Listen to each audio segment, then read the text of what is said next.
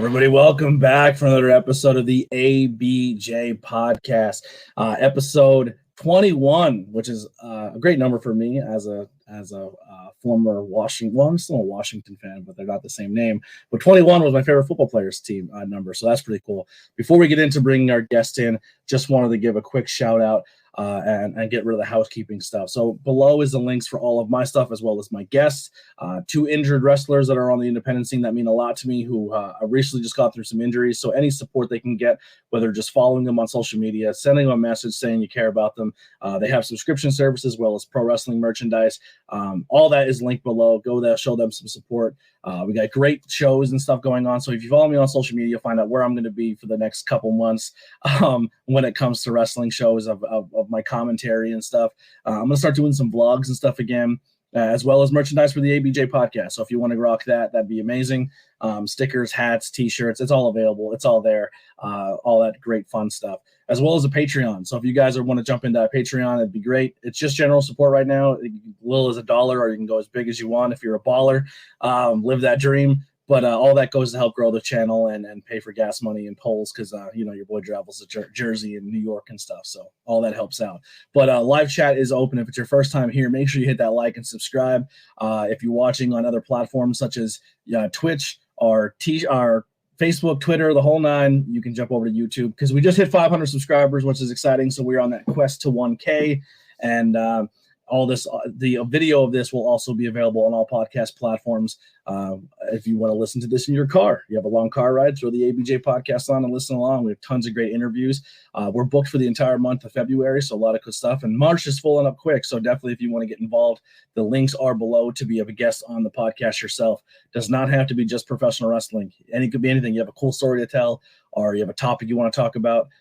Let's get it in. But without further ado, I'm gonna bring my guest in, and I'm gonna let him introduce himself here because he's into it right now. Look at this. Am I on? You're on. Oh, I'm on vacation right now. How are you? What's going on? I'm doing great. What are you eating? A steak? Yeah. What do you do on vacation? That's what you do on vacation, right? I think so. You eat steaks by the pool. That's what you do on a vacation. Have you ever had one of these things, a crab cake and a real crab? Where is it? It's a little dark. It's hard to see. The sun's directly on your camera. Sun's there you go. A crab you cake? just eat the whole shell. You just eat the whole shell? Yeah, you eat the whole shell. Oh. You're living large, Yeah. man. Oh. Well, steak and crab by the pool? Have you ever had a king cake? A king cake? Yeah, a king cake. No, what's king cake? It's like a big donut. Oh. Mm-hmm. You're killing it, my guy. Killing it. I know. I'm going to go inside, though. Do you have dipping sauce for the steak? Like, do you dip it in A1 or you just eat it? Do you eat it regular? No, I just eat it how it is. What are you talking about? Dipping sauce. I'm an A1 steak sauce guy. I can put A1 steak sauce on a dog turd and probably eat it. It's just good sauce. Oh, we just lost him. Oh, he's back. All right, there it is. There it is. All right. Yeah, I'm in a condo in Alabama right now. Alabama. Be careful. Yep. That sounds like a scary state. It is kind of a scary state, but you know what? I just did a wrestling show in Tennessee, and they hated me. As soon as I walked out, they hated me. It was like atomic heat. I didn't even say anything, and they were just pissed. The look. They were just mad that I existed. I love that. Well, that's what you're going for, right? I don't know what I'm going for because I'm just being myself, and people either really, really hate it or kind of like it. That's what I'm going through. I don't know. Well, it's weird. Let's let the people know who you are. Let's introduce yourself properly. Oh, I forgot. Yes. My wrestling name is High Pitch Will, but I'm kind of getting away from that. I don't know why I got that name. I don't know how I got the name High Pitch Will. It doesn't make any sense to me. You have such a deep masculine voice. I don't understand where that came from. I think your camera frozen. That's just what happened. I don't know. Yes. Yeah. But I was in XPW for a year, and now I'm kind of just doing independent stuff and trying to figure out what my next career move is. So I'm kind of I'm managing this guy Hardcore, who's out of Buffalo. He does death matches, But I have a couple other tricks up my sleeve, so I got some other exciting stuff hopefully happening soon. Nice. So do you mostly just stay in the avenue of like a manager role? Yeah, I was more just like a sidekick for Rob Black when I was in XPW. I actually did help him run the company. I actually had a lot of behind the scenes tasks. I was doing like, helping guys with airplanes and tickets and promos. I did like everything, a little bit of everything in XPW. Which is all really good, valuable stuff when you go to carry on, because having that experience goes a long way. A lot of people don't realize that when you're in this business, sometimes you wear more than one hat, Yeah. Oh yeah. My favorite, out of character real quick, my favorite thing was kind of being a talent agent, helping younger guys get on the shows, working with some of the guys that, thought they were too old. I really like working with the guys that were not in their prime, you know what I mean? That was kind of my favorite thing about being involved in XPW. Who are some of your talent that you kind of pride yourself on of giving them an opportunity to get some shine? Well, right now, Judge Joe Dredd, Hardcore. Those are some of the younger guys I got involved. Santana Jackson, I got on XPW. And even in the beginning, Schlack and G-Raver, those were guys I was like, you need Schlack, you need G-Raver, So a lot of and Necro Butcher too, Necro Butcher. The first time I was like, Rob, we need Necro Butcher. He was like, that guy, like, is he even still wrestling? I was like, yeah, he's back. And I fought for Necro Butcher and just a lot of different guys that him and Schlack are kind of like the big deals right now in XPW, correct? Yep. Yeah, and they run East Coast, and they're also on the West Coast too, right? They're doing Newark, New Jersey, and Pomona, California. Yes. Yeah. I follow a lot of that because a guy who I work for and employs me a lot in the New Jersey scene, Chad, is involved heavily with them now, and so I do get to see some of their stuff. I got to be honest, I it's hard for me to watch the deathmatch stuff just because it's just it's tough. It's a tough watch. I don't legit like watching people get hurt and go through things, and I know sometimes what wrestlers get paid or what wrestlers go through outside of professional wrestling, and then you watch someone take a light tube across the face and they're bleeding all over the place, and you're like, oh my God, that's insane. And I would get nervous about the guys getting hurt all the time, and these guys just want to one up each other, and they're just like, oh, well, this guy did 200 light tubes, I want to do 400 light tubes, and they really just, they don't give a fuck, and I'm just kind of like, dude, they don't. I'm like, dude, no, like, it's not.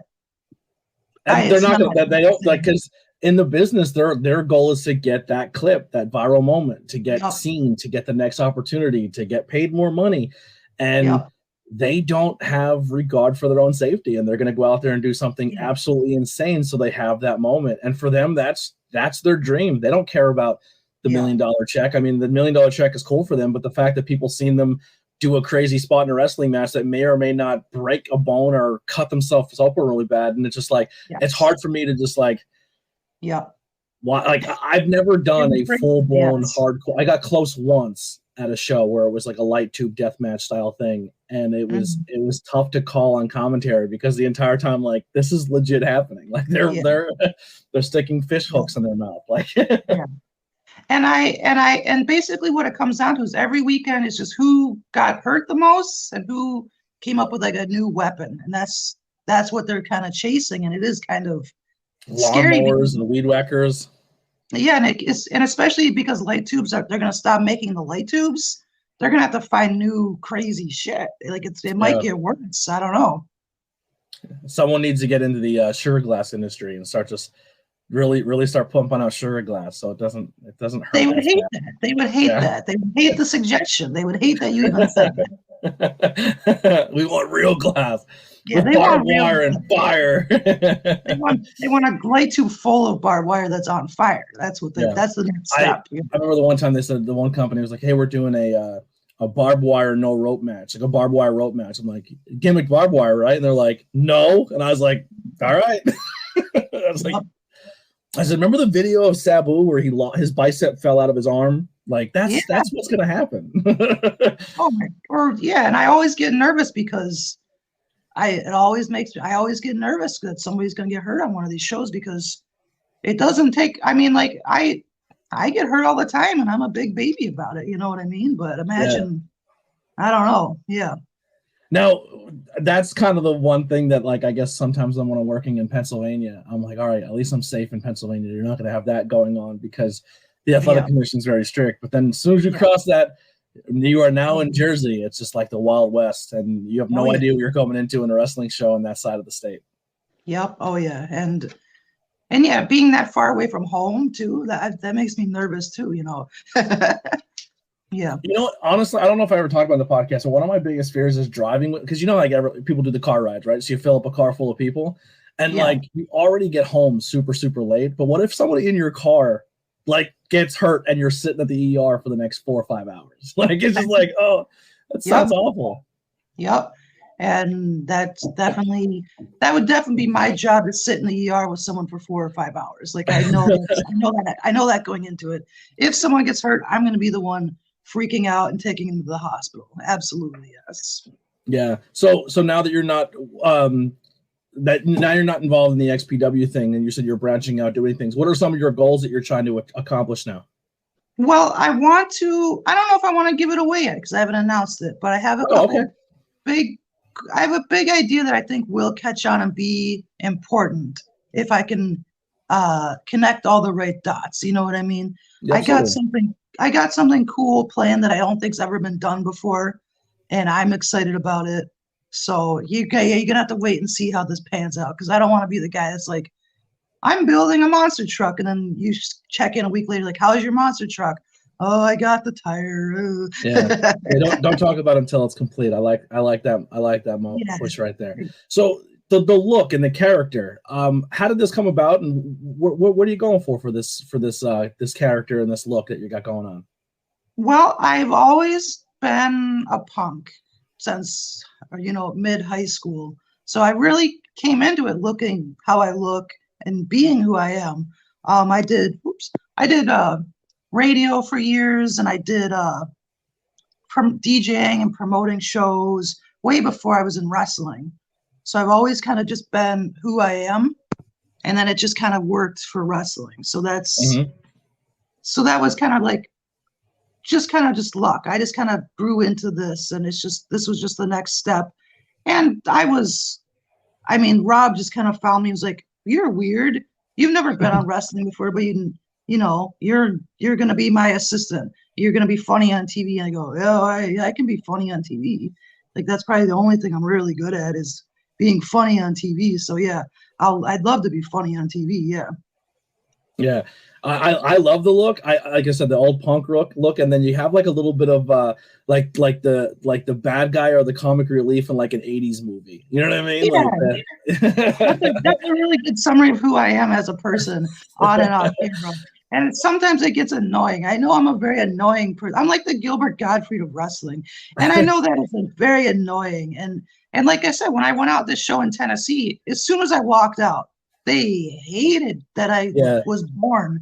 And and everyone backstage was like, this is a really good crowd. Like, because everyone there, no one's smart marking. It's just everyone thinks it's real, or they're just so happy to be at a wrestling show that, Necro Butcher and Hillbilly went out before me, and everyone was singing the USA song with them. And it was like Hulk Hogan.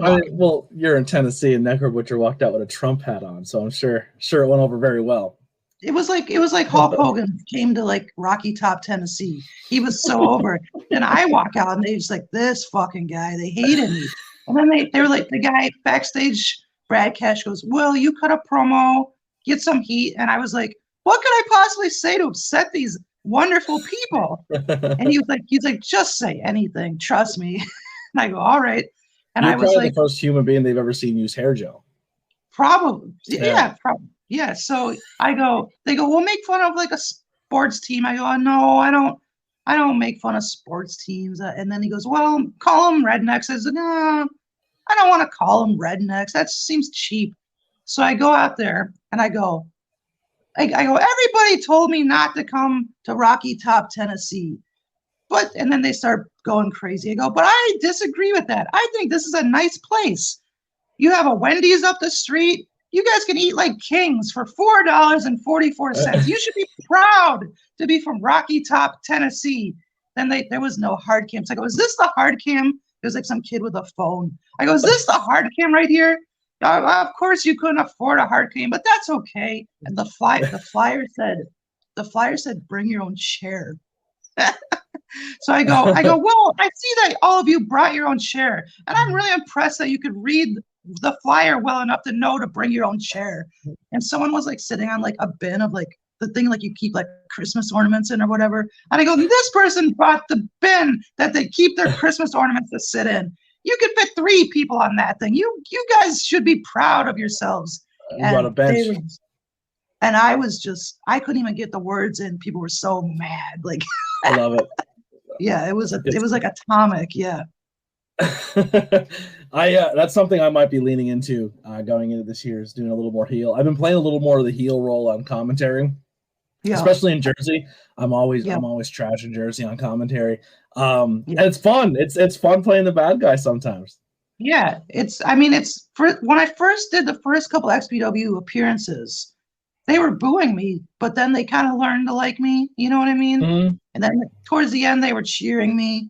But like in the beginning, when you start getting really funny, that's when people are like, "Oh man, that's what that's like." Like when I go to Jersey, I'm always making fun of. I go for the cheap heat on commentary, but no one's really listening to commentary unless they listen to the show back. And then when people message me like, "Yo, I listened to the show and you were very entertaining," it's like, "Oh, well, thank you. That means a lot."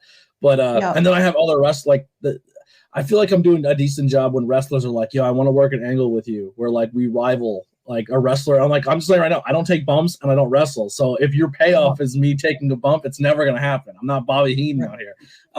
But the fact that they want to engage with me because I'm decent at talking trash on commentary. So that's kind of fun. Yeah. Yeah. Well, that's good. That means you're doing a good job. Yes. Because wrestling really isn't, you really realize the people that get over the most are like when you come out to the, a cool theme song, or when you look a certain way. Like you can take all the bumps in the world, but you have to entertain. What song do you come out to? I just came out to a bunch of noise because my first character was like a noise artist. Yeah. So I just come out to like it's like the beginning of like Mick Foley and Razor Ramon, like tire screeches and smashing and. Yeah, but it's worse than that. It's real annoying. Like, it's bad. I've never got to come out to music because I'm a commentary guy, but I always joke around, like, if you ever have commentary music, I want Let's Hear It for the Boy. Yes. That really cheesy song, I think it's from, like, Footloose. Mm-hmm, mm-hmm. Yeah, one of those dance movies. Yeah.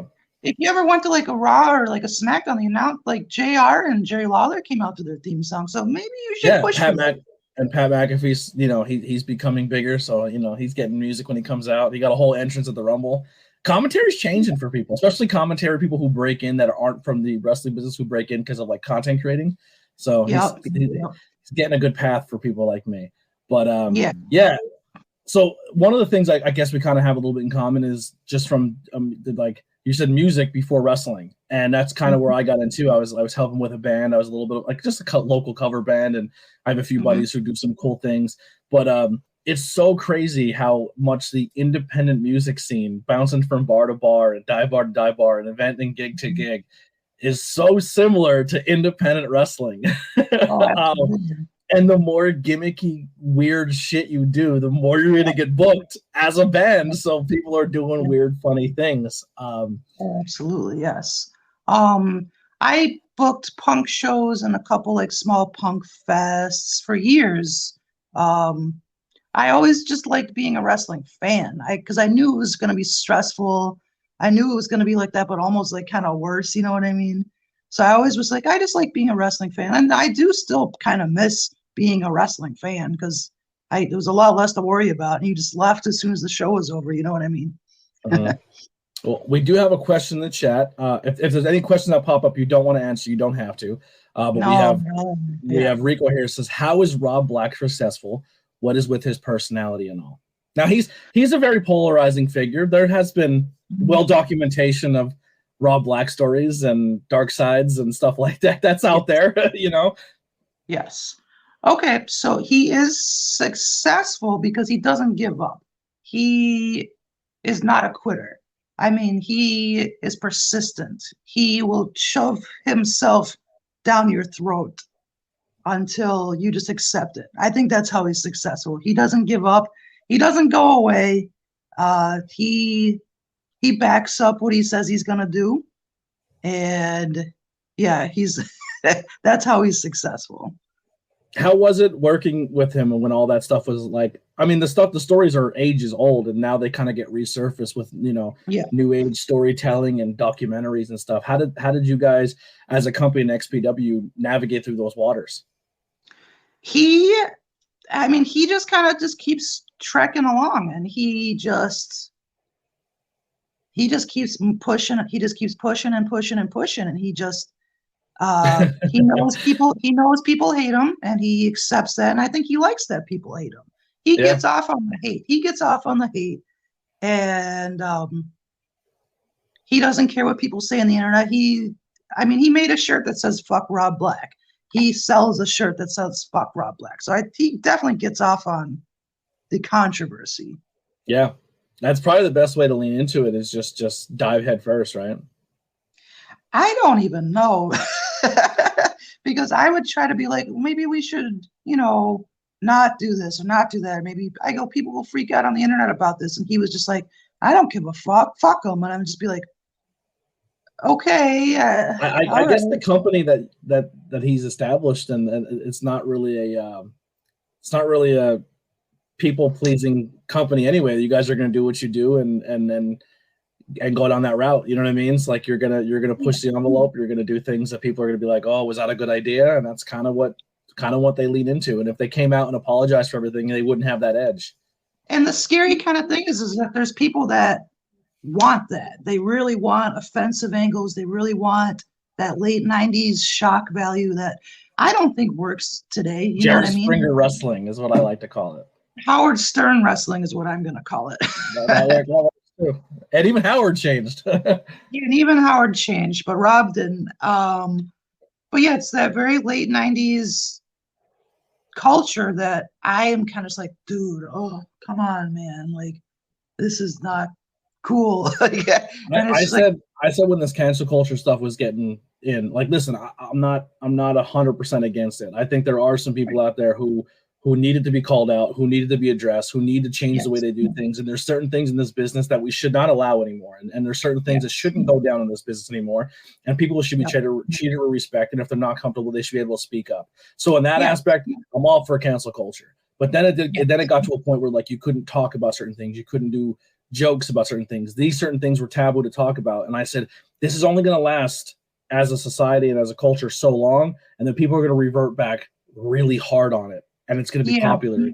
Because once you tell someone they can't do something or say something, or there's going to be that one person who's going to do it, and then it's going to pop. Or just everybody's canceled, so there's nobody left. So it's just all canceled people. Like, I can do whatever the fuck I want now because I'm already canceled. That's what I think. I see a lot of that, especially. That's kind of what's happening in wrestling now. A lot of people who were canceled are just coming back out, and they're like, hey, we're here. If this guy can do it, and this guy can do it, and this guy can do it, and Vince McMahon is allowed to do it.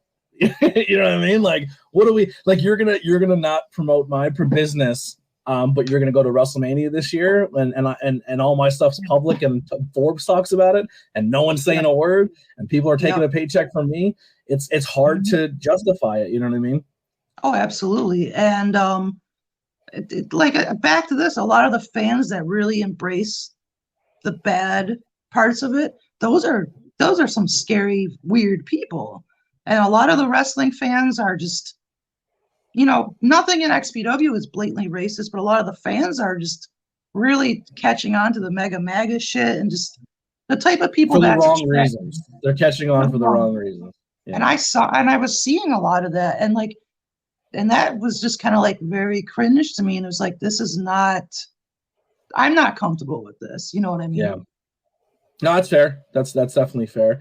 That's kind of what happened a lot with me. Like, opportunities come for companies. I said, I'm not sure yet. Like, I'm not sure if I'm ready to dive into that because, like, I'm not opposed of. I'm a fan of comedy. I'm a fan of stand up. I'm a fan of this, and I know sometimes you're not, like, they don't want you to. I'm a fan of hardcore horror movies, and there's some people who say that there's certain things that shouldn't be done in horror movies, and I say, like, that's what kind of makes it a horror movie, you know. That uncomfortableness, that moment where you don't feel okay with what you're watching, is kind of what makes that product good. And hard to watch in certain aspects. So I definitely see how places in professional wrestling have that, but it's just like, are you willing to put your stamp on it, is what it comes down to. Exactly. And I mean, I didn't quit XPW, you know what I mean? I wasn't gonna go anywhere. I'm not saying like I'm not saying I was uncomfortable or it was bad. I'm just there were things that I was just like, oh, really? And I would speak up, and someone would be like, why do you gotta be like that? What are you gonna? And they would shut it down. They shut down things real quick. And also when something goes too far, they go, oh, it's fake. You know what I mean? And I'm like, not really. Like, how is, like, it's fake when you want it to be fake. It's real all the other times. You know what I mean? It was very just like pulling the wool over people's eyes to get away with what they want. Going on. Yeah. No, and that happens more times than you'd like to admit in the professional wrestling world, not just that company alone, you know?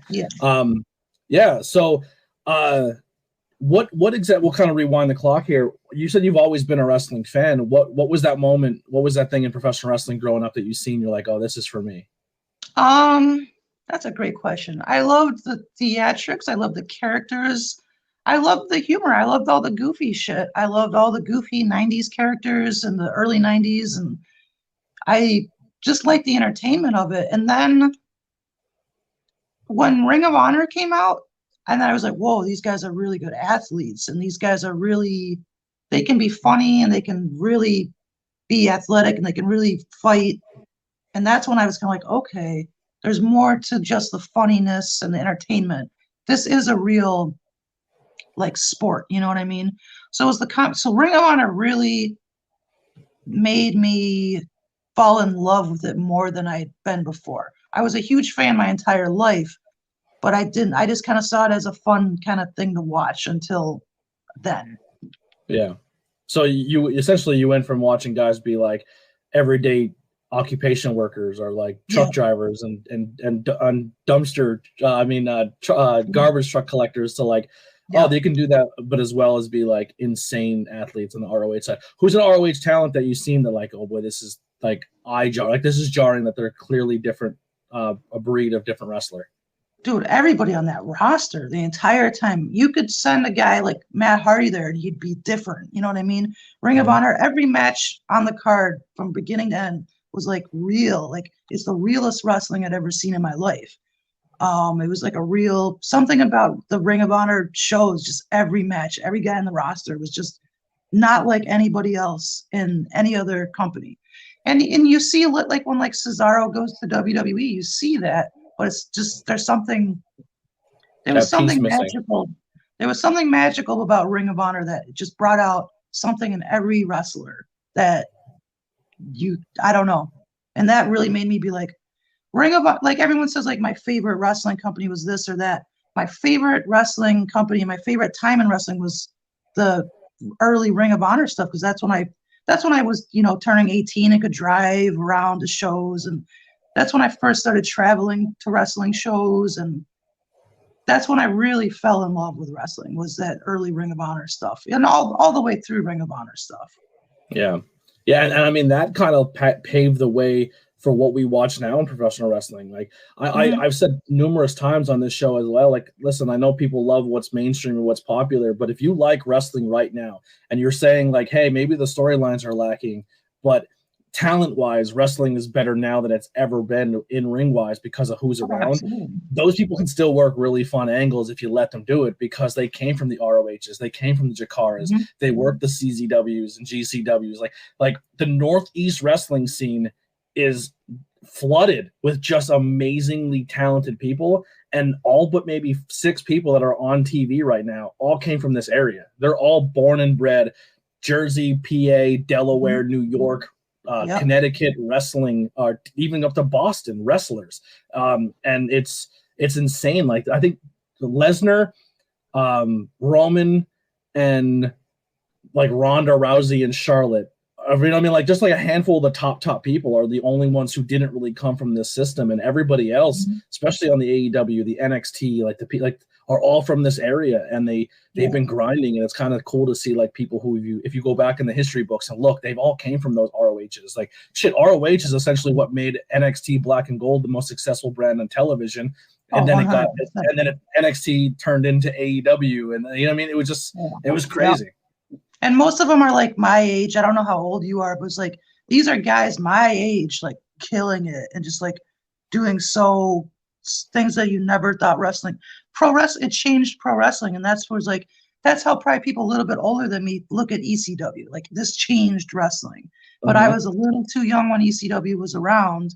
So Ring of Honor is like this is what changed wrestling. This is what made wrestling cool to me. I remember people saying to me like, "Oh, I rather watch ECW because it's legitimately real." And I was like, and then I remember because I was even younger, I was kind of a smarter fan. I was like, it's still definitely wrestling, but no, they're definitely sticking each other with sharp objects and legit making themselves bleed. And I was like, this is crazy. Oh yeah, and I love ECW, but and I'm a big ECW fan. But we've been going back and watching some old pay-per-views, and some of that stuff is tough to watch. Listen, I love ECW and I don't want to ruin it for people, but some of those people were not good at the ring. But they were crazy. It was sloppy, and they were doing things that had never been done before.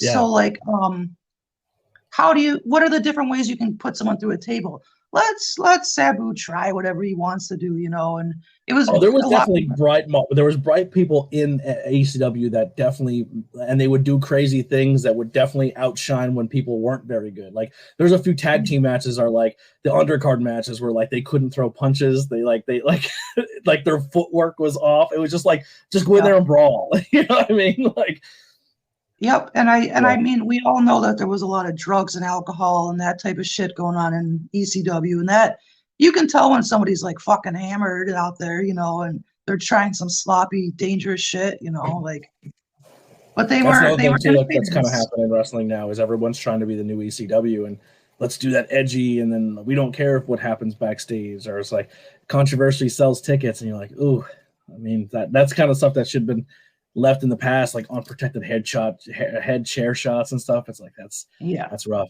Rico with another one here. Do you think fans are turning the wrestling business doing a monopoly more of the major companies only supporting mainstream promotions and even more talking shit about the other companies? I would say yes and no, but I think the independent scene is bigger now than I think it's ever been. I think so too. I'm going to say no because I mean, obviously I'm in deathmatch promotions, but I don't see anyone most of the people I know don't watch WWE or even AEW at this point. Only if someone we know is going to be on AEW do we watch AEW. And I don't know who the hell was in the Royal Rumble when I watched it, and half the guys I didn't know who they were.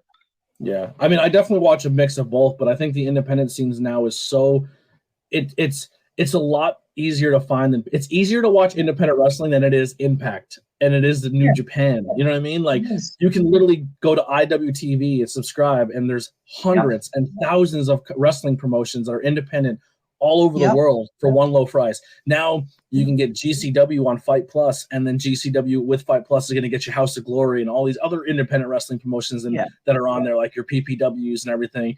Like, and then YouTube, people have their entire catalog on their YouTube channels. It's independent wrestling is not hard to find, and a lot of the people you are watching on TV that's outside the WWE system are still putting matches on, even though they're signed to other companies out in the independent scene. Yep. So I don't. Yeah. So I'm going to say no to that question. And there's so much I don't think anyone could keep up with the wrestling today. I don't see how anyone could. Yeah. I try, and I just try with mainstream stuff. Like you have Raw on Monday, Tuesdays NXT, Wednesdays AEW, Thursdays like Impact if you're into it, and then Friday you have a SmackDown and AEW again, and then the weekends it's just filled with independent stuff. It's hard to keep, and then you have NWA that's still there. You have GCW, like it's just packed full of stuff. Yeah, I remember when there used to be three. Remember when there used to be 3 Star Wars movies? And you kind of, if you were an enthusiast, you could know all the characters, and there were a lot of characters with 3 movies. You know what I mean? But you'd have a book and with pictures of, or you'd have all the action figures. You go, there's hundreds of Star Wars characters just from these 3 movies, and I think I can have a grasp on it. Then 3 more movies came out, and you kind of were like, and they're based on, like, you remember that one movie where the guy stood in the background with the cool helmet? He has his own movie. You're like, wow. And now you couldn't keep track of all the characters or even all the stories now. And it kind of, I feel like that happened kind of quick. Maybe I'm getting old, but that happened kind of fast. And I think wrestling is the same thing. You used to be able to keep up with all the wrestlers and all the companies. And some of the weird companies even too. You could keep up with it, but I don't think anyone could keep up with it today. Yeah. So you said you're kind of branching out, work in different states. What are some other promotions that people should keep an eye on, or some talent that's out there that you're pretty proud of that you're seeing out there now, besides the one you just mentioned earlier? Right. Well, I'm managing Hardcore. He is a deathmatch wrestler. He's kind of like Wolverine. It seems like he likes the pain. It doesn't hurt. He's a wild character, and so him and I are going to be going to Detroit for.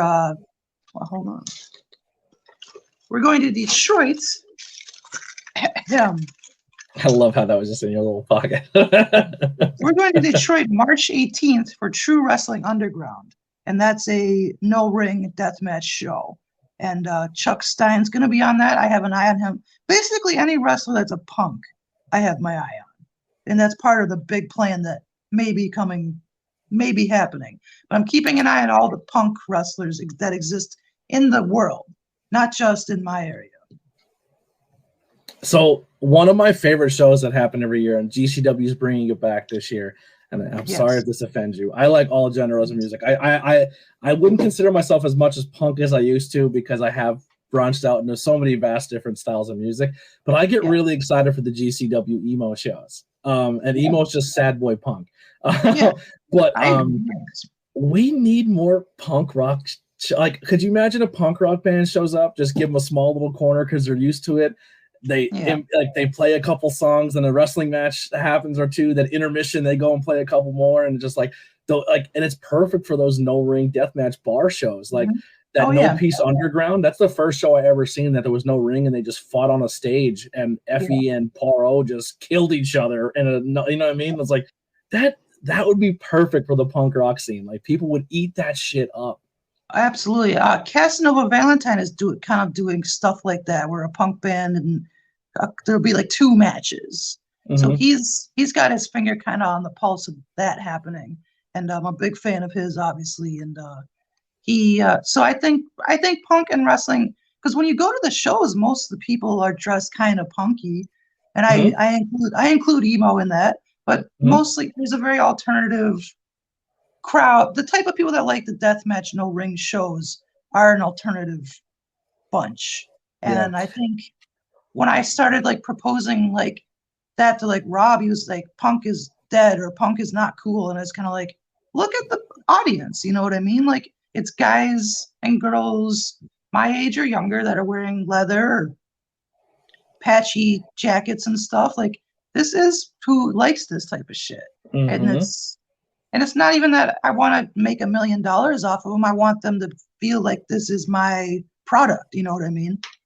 Yeah, and I think for me, anyways, what the reason I'm grasping on so hard to it is I love independent. I love independent everything. I love that little guy taking down the big guy, or the little, and that's punk. That's, you know what I mean? And I think a lot of people, how we're saying earlier, maybe are leaning a little too hard in the storylines, and maybe the people who are not putting on the storylines are who they are portraying, but the people who are buying into it, maybe that crowd, and that does get uncomfortable. But I think a lot of people see heavy metal and punk and emo and deathmatch wrestling, and they immediately think of one style of person. But if you look at No Peace Underground, it looks like a really hardcore, I don't know if I want to be involved in that scene. And they're the most open community to LGBT, to every genre of person. And that's punk too. People look at a punk guy and they're like, oh, he's probably a skinhead racist, but that's the complete opposite of what punk stands for and everything it's about. I always say, I have friends who grew up they got me into hip hop, and I got them into punk.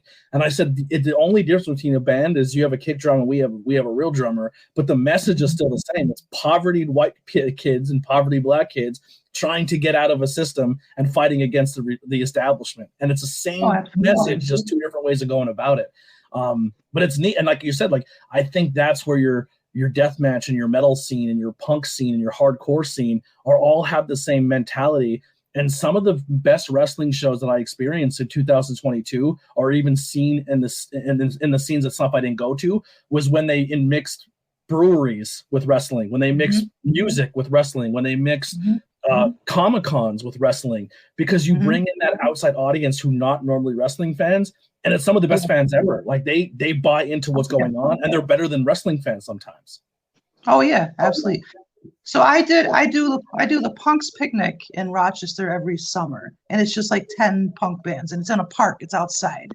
And Rob was like, let's do a death match there. And I was like, I don't know, man. These people haven't seen anything like that before. I don't want it to get out of control, because usually there's a fight or two just in general at the Punks Picnic.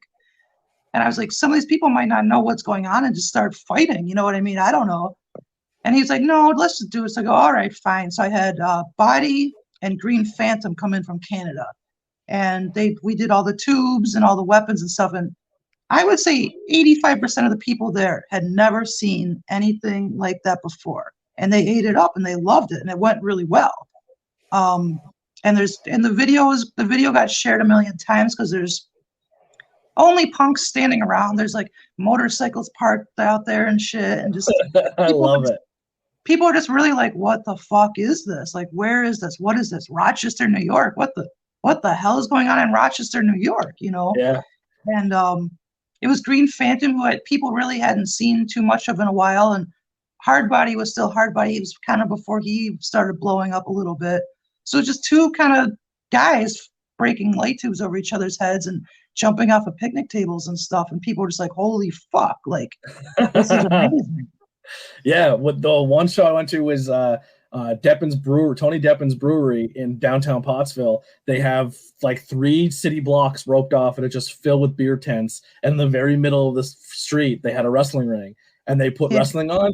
Dude, everyone's like stopped, grabbed beer, and then went back to the ring and enjoyed it. Like, and they're not wrestling fans. They were there for craft beer, and we're like, who cares about wrestling? And everybody really put in, like, they let their inhibitions down. They played into the characters. They were heckling. They were like, dude, suck. Like, and they knew that they knew what was happening, but they were having fun while they were doing it.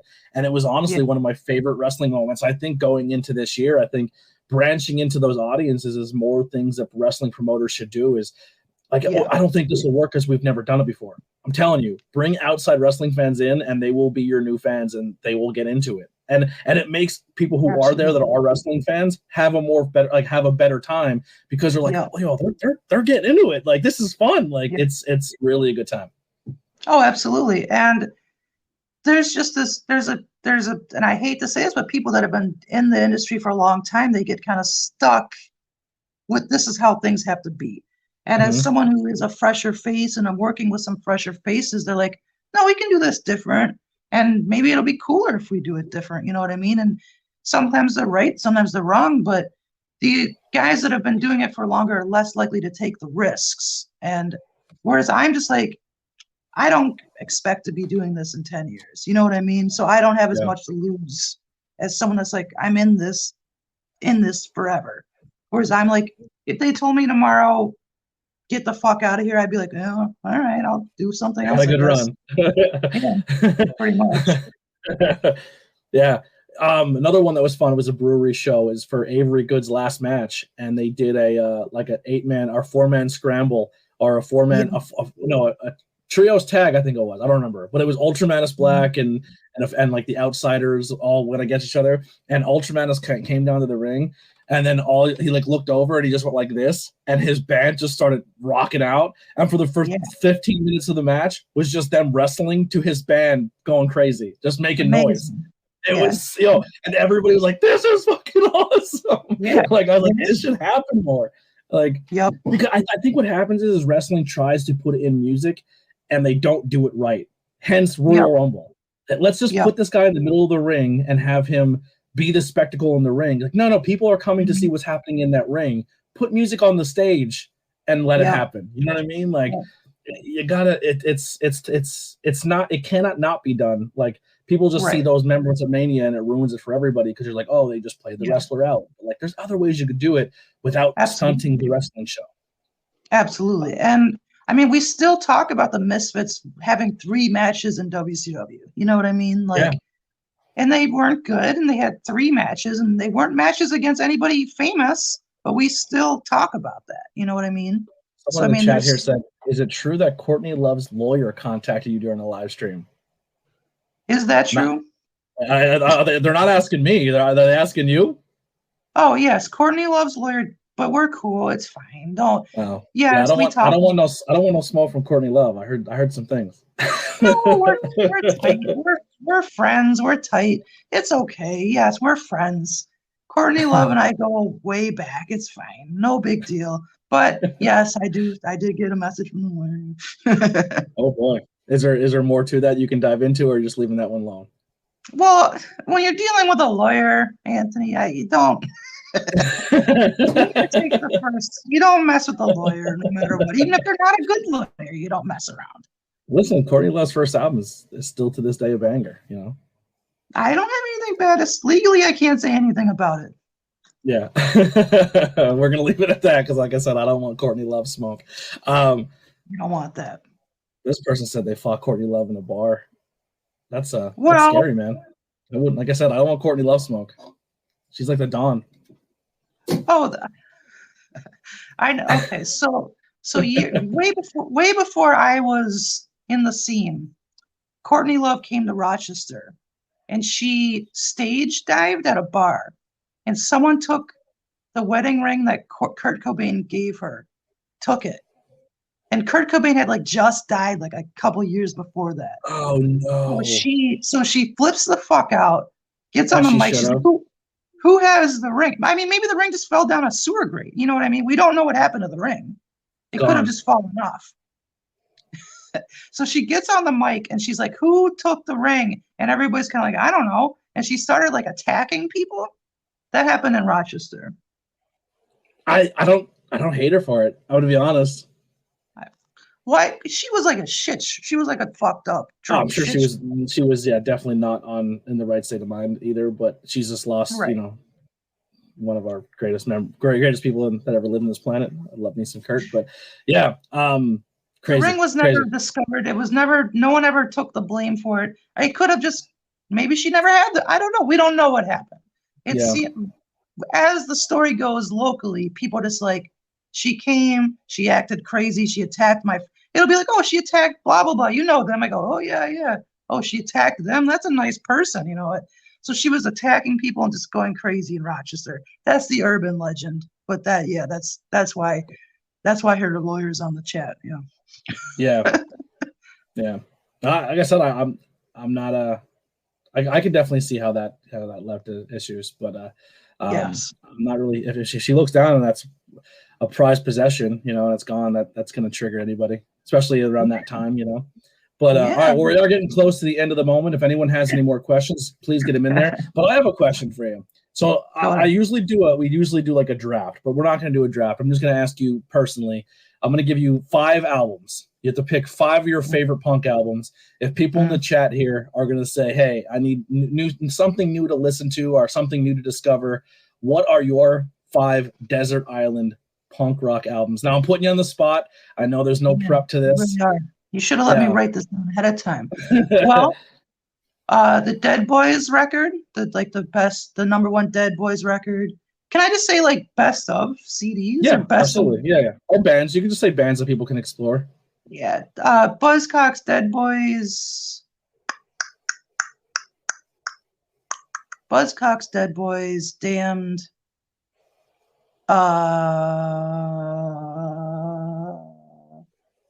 Buzzcocks, Dead Boys, Damned.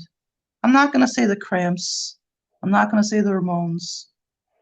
Not going the mainstream punk. Trying to think now.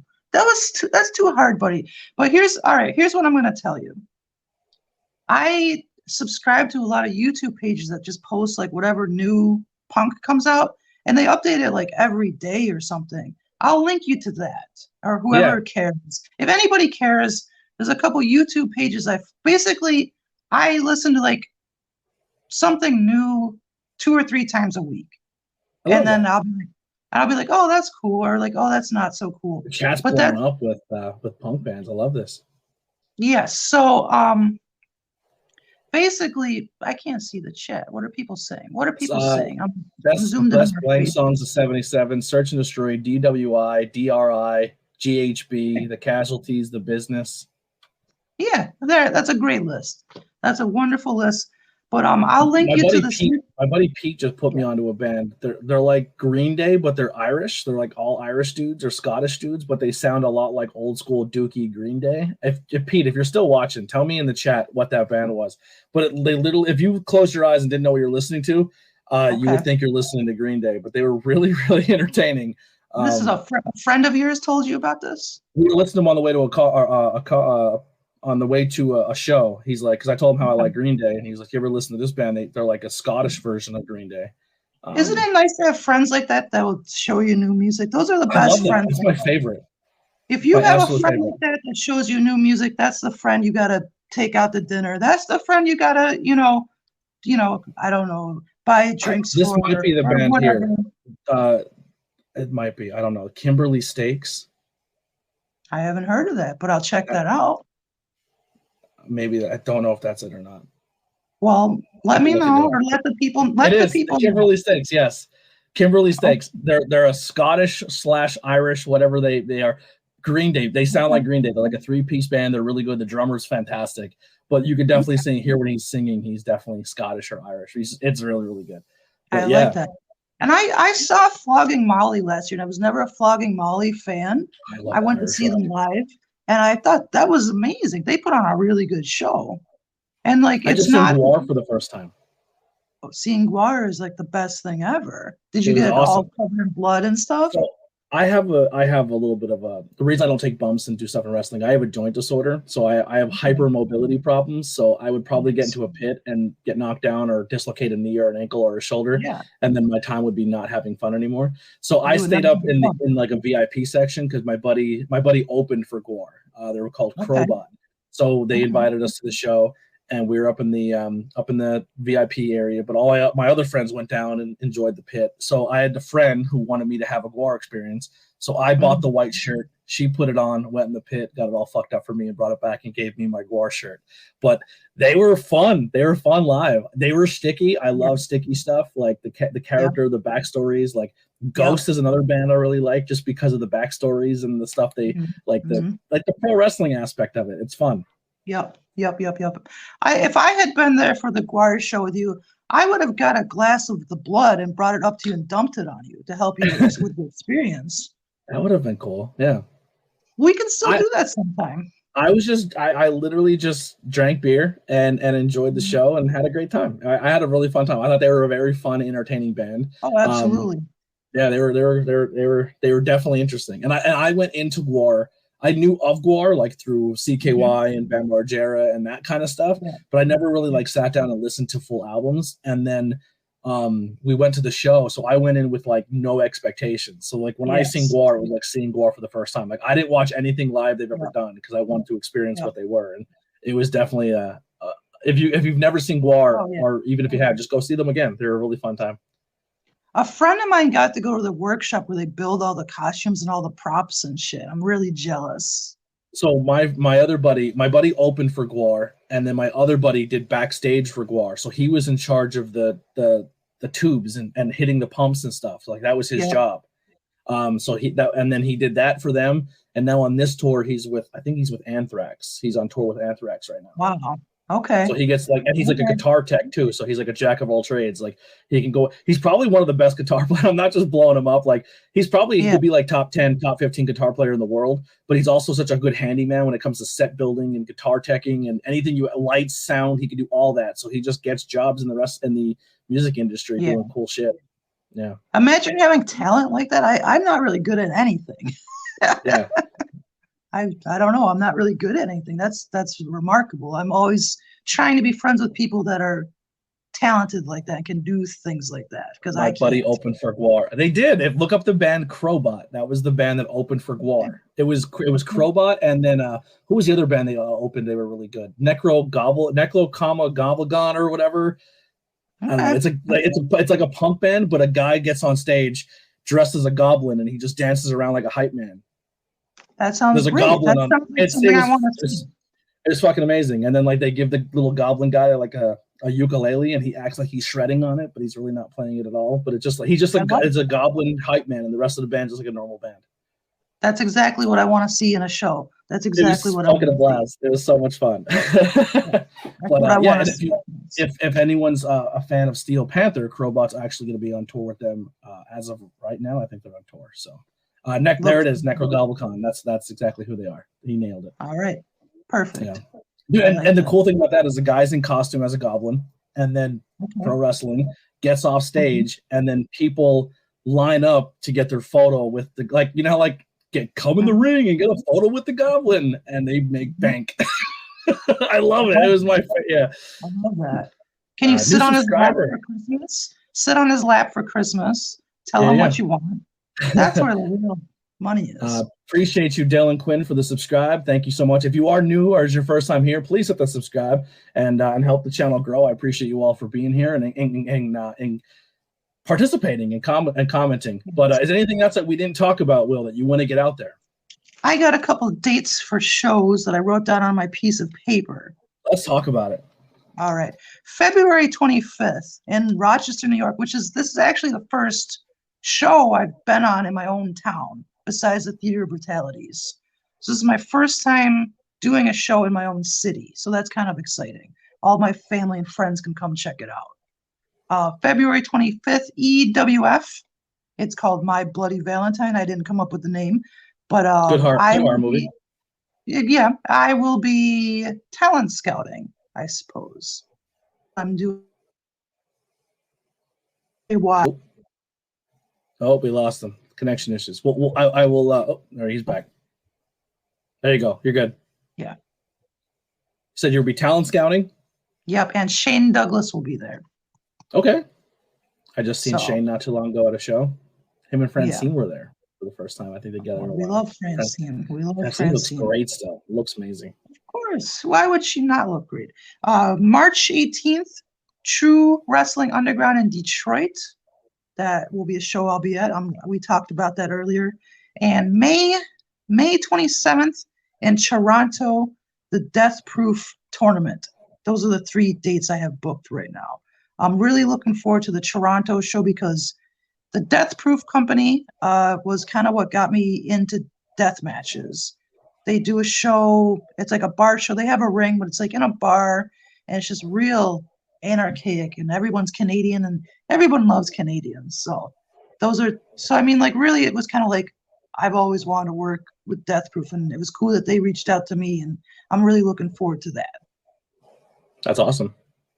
Yes. Well, where can people find you on social media? I know the links are below, but put your stuff out so people can go follow you, so they can always stay up to date with you and find you at these shows. All the wrestling stuff is on my wrestling account. I think it's High Pitch Will Management, but I'm gonna change it soon because there's some things that are gonna be changing. But is High Pitch Eric? Did High Pitch Eric ever send you a cease and desist letter? Stop using the name. No, but I feel like I kind of want to fight him for it. You know what I mean? You should fight High Pitch Eric. I want to fight him. He's bigger than I am, but I think I could take him. I think he's big, but like just because you're big doesn't mean you're like stronger. You know what I mean? It just means you're fat. Exactly. And I think we should have a fight. I think we should have a fight for the name. I agree. I think that's what I would like to do. I will fight him. But also I'm not really trying to keep that name, you know what I mean? It was just given to me by Rob Black, who's, like I said, stuck in the late 90s. So I'm kind of not billing myself as that. But I mean, if it pops up, I appreciate that. But I think you bring more to the table than just your voice, you know? Yeah, and it'll pop up on flyers, and I'm not going to say that's not what I go by. But I'm not selling it as that. And there'll be more to come, hopefully, in the next couple months that will put that away anyways. So yeah, put it to bed. put it to Well, bed. listen, I appreciate you coming on and hanging out. It was a blast. This was really, really fun. Like I said, some of my favorite interviews are the ones where I really don't know the person that I'm sitting across from. You know, we're doing this Zoom style stuff. But listen, the door is always open. When your big announcement comes and you have more things going on and things are kicking off for you, please hit me up and let's do it again. I'm going back to the pool. I'm going back to my steak and my pool. All right. All Goodbye. right. Take it easy. Thank you, everybody, for joining in on the ABJ podcast. If you are here, please hit that subscribe, hit those likes, and stick around. We will be back later on tonight at 7 o'clock for another interview. Donnie Bambino, another independent wrestler from the Northeast area who is really young in his career. We're going to talk a lot of fun things and maybe talk about some Italian mob movies. And then later on after that, I'll be doing a live watch-along for NXT. So we have a lot of cool things to come. If you want to be a guest, check the link below, and you can sign up. I'm always down to talk to musicians, bands, stand-up comedians. You got a cool story? Let's hear about it. The door is always open for ABJ Podcast. I just do a lot of wrestling interviews because that's the industry I'm in, and I meet a lot of cool people. But always hit me up, and let's talk about it. Links for my guests below, as well as a lot of independent wrestlers who could use your help right now due to injuries, or if you want to grab some cool ABJ merchandise. The I Heart ABJ t-shirt is killing it right now. So make sure you go grab that one. We're going to play you out with some Billy Trey, the Converse Kid. If you need any good music, hit him up. He made it for me. And here we go. We're out of here.